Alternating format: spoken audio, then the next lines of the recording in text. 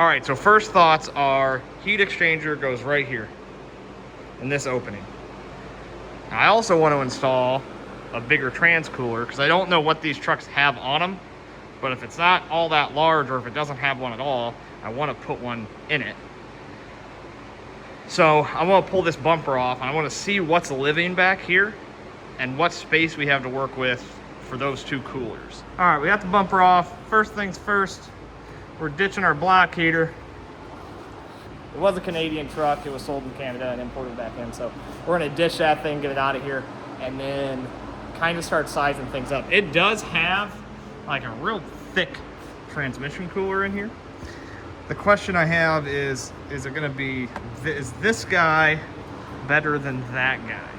So that guy's not as thick, but it's overall more space. I think it's gonna be a better cooler because that has way more surface area than that does.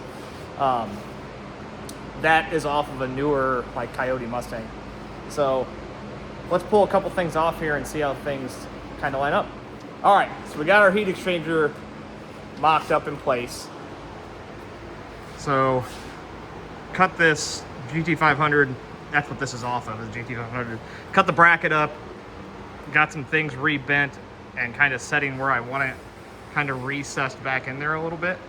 For the Sport Track guys, is this a good trans cooler? Is it not a good trans cooler? Is it plenty sufficient? Obviously, we're going to be leveraging this trans pretty harsh. So I'm just kind of curious on what you guys think of this trans cooler.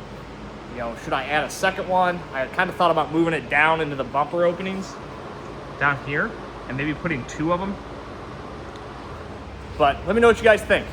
But that's where we're at. So that's where that heat exchanger is going to sit. All right, well, that's all for today. I'm only spent a few hours on it, kind of taking steps at a time. I want to get the heat exchanger figured out and the trans cooler stuff figured out, and also mount this guy, which I believe I should be able to fit back up in here, back tucked away so you can't see it. So that should be a sufficient place, and I can run all the wiring and hoses and stuff to it. But yeah, that's it for today.